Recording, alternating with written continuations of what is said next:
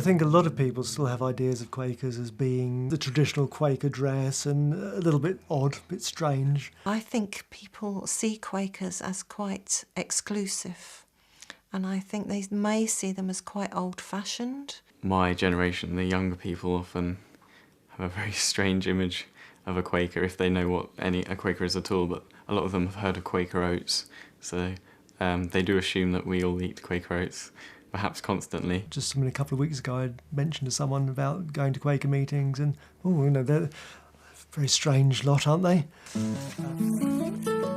Good morning.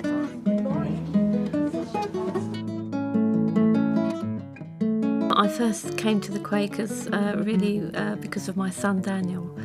He first went to Quakers with a good family friends of ours, and then he wanted to continue coming to the meetings, so that drew me in.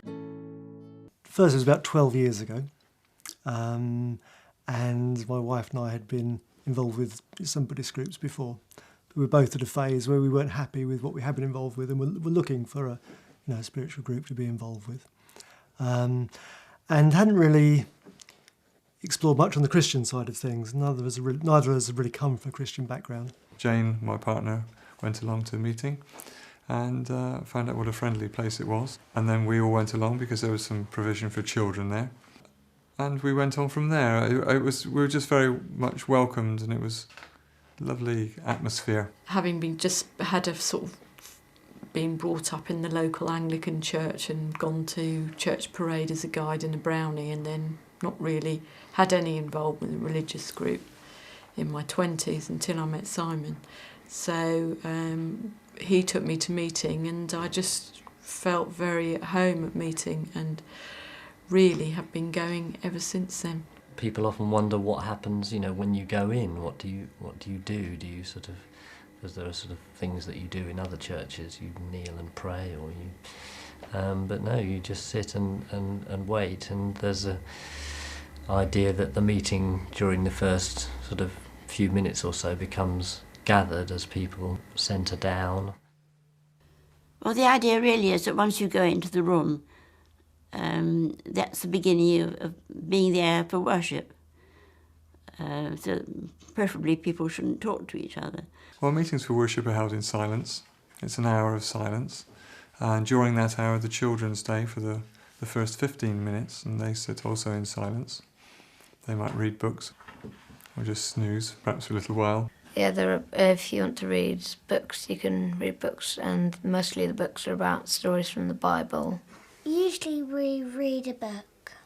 But I think one of the reasons that it actually is possible for kids to sit in silence is because the power of the silence is tangible to them. That children are much more in touch spiritually often than adults, and they know that they just know that it's important, that something is actually going on. It's kind of, in a community, the silence, it's not really separate. You don't really feel separate.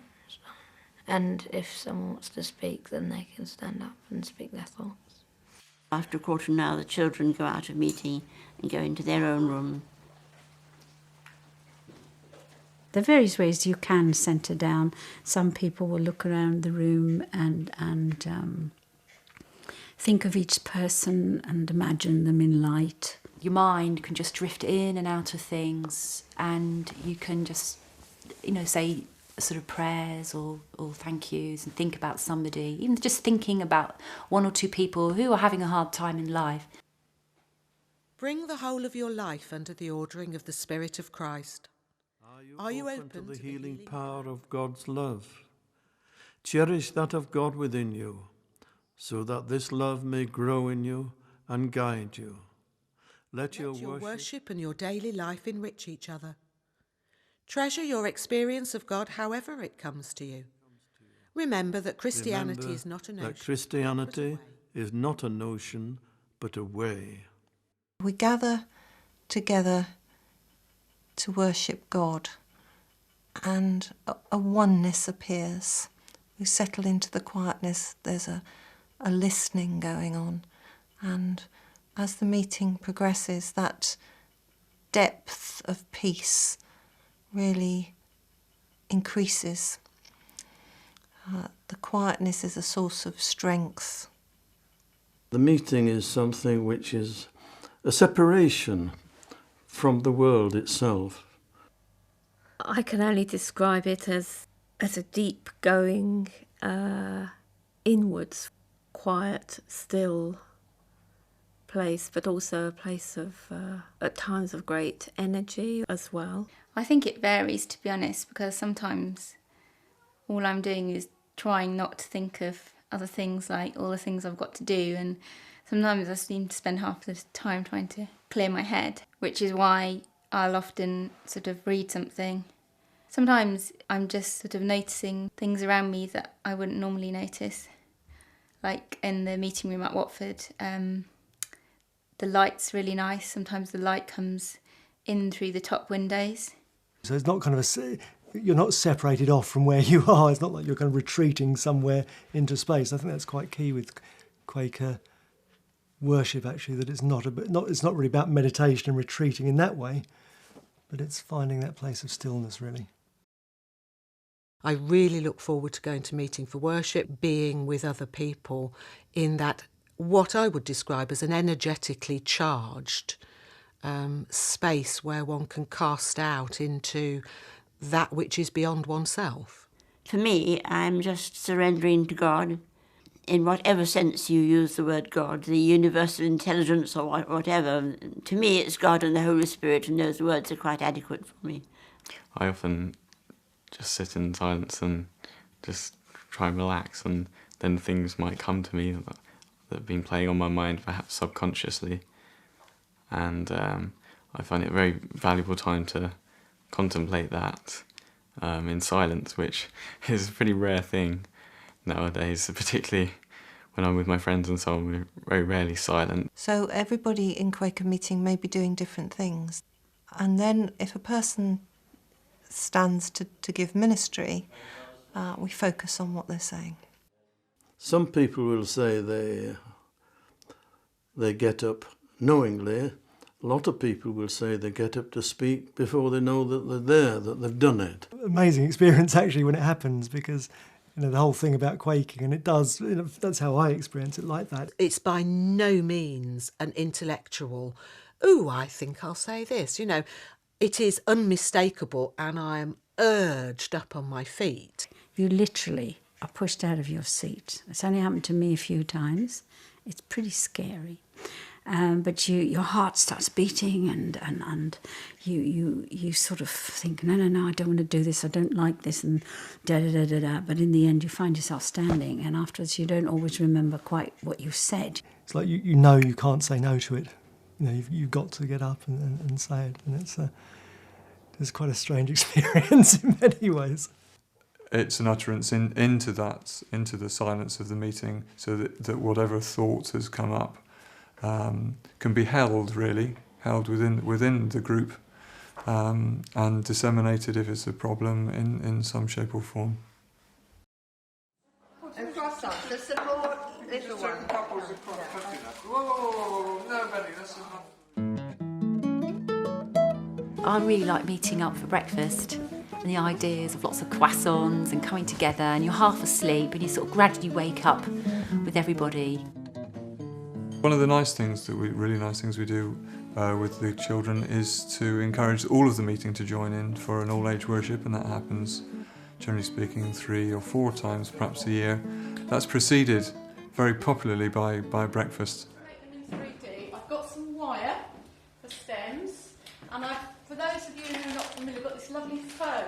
The reason we decided to start all-age worship in our meeting was because we were concerned that the children were actually hearing very little ministry, because often there isn't that much ministry at the beginning of meeting for worship while it's all settling down.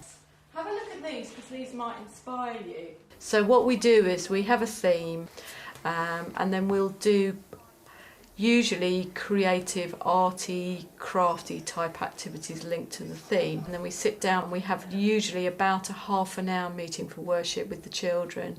And we found that that really helps them to find their way into Quaker worship. I'm just doing the background. That's why I'm grabbing at things.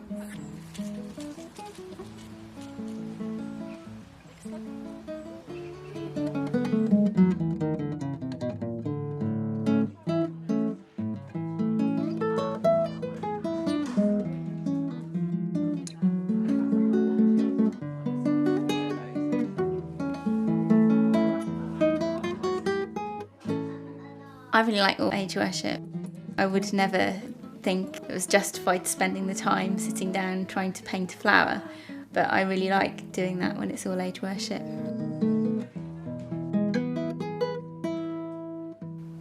And then after the activities, we have perhaps a half an hour in sitting in silent worship in a circle with the produce, or the craft work or whatever of that morning's session in front of us. And it's always very impressive to see what the children and the adults have made together during the morning. We share what we've done and what we've got out of the morning. And that's really nice because the children, well, no, everybody's often got quite important but sort of simple things out of it. And it's just the joy of what we've made, so simple. Sometimes they're just drawings and paintings and collecting things. And it's like giving Thanksgiving, or thank you, for the world, our immediate world around us. In the West Bank of Palestine, quite near Jenin, which we have quite a strong group of teenagers within our meeting at the moment. A mosque group. We have a special meeting for them once a month. Attendance varies between sort of 4 or 5, and sometimes potentially we may get as many as, we've probably got 11 or 12 teenagers who come sometimes to meeting. The world's being ruled by people with guns, and really we should be doing it by discussion and stuff. Yeah, they tend to be quite small gatherings because I think particularly teenagers have various other commitments such as Sunday football and Lions. Particularly young people, and to arrange communication between them. We work on the same kind of themes that we will work on with the younger children, but hopefully at a more adult level. Quaker Camp is our opportunity to live as Quakers together, which is an enormous privilege. We lead a very simple life. We start off with a field that has nothing, hopefully quite flat, and there may be a water source from a cattle trough. So everything is built from there. Everything is constructed. So we cook on a wood stove, we sleep in tents, we dig lats. Everything is very simple and very basic. Well, everyone comes together and they bring all their tents. Everyone sleeps in a big camp, and then they all wake up, and then there's a dinner bell and a breakfast bell, and they ring that, and everyone comes in and eats together, and you just get to know loads of other people from different Quaker places. It's basically just to have a fun time, and often there are activities like dressing up or something, or something again to do with a topic or something. Oh, it's absolutely wonderful because it's living Quaker life in the Quaker spirit. From morning, noon and night you are in community.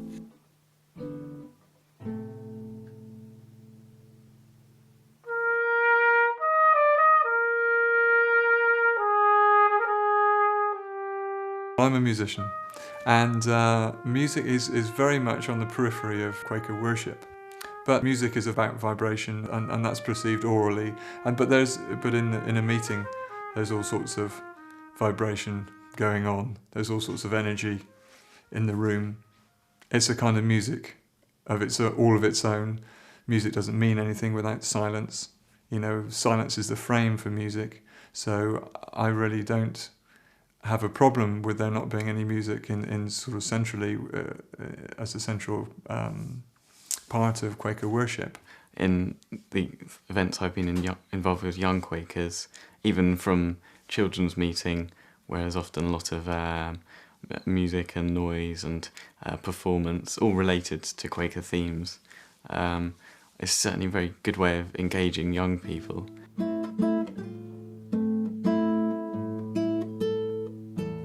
We have a Christmas concert every year, and that's when anyone from Quakers can do a performance. It might be jokes, or you can play your instrument, which is what I do every year. Or you could read a poem or something like that. I found that Watford Meeting was very friendly and very welcoming. But I think, in a way, you get a sense that people are quite self-contained sometimes. I think if you've been to meeting for a long time, it is easy to be very comfortable with knowing a lot of people.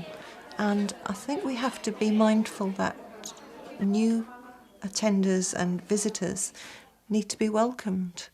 And I hope that does happen. I do think that we have to become more outward looking than we are. People talk about outreach, whether Quakers could publicise themselves a bit more. And I think that, again, not an easy thing to do, but it would be good if more people knew what Quakers were. I think Quakers are sometimes a bit reluctant to blow their own trumpet. I think Quakerism has some very important messages, not only through our traditional sort of peace testimony, but also in terms of the values, the materialistic values of our age, and the fact that many people don't see traditional religion as providing an answer.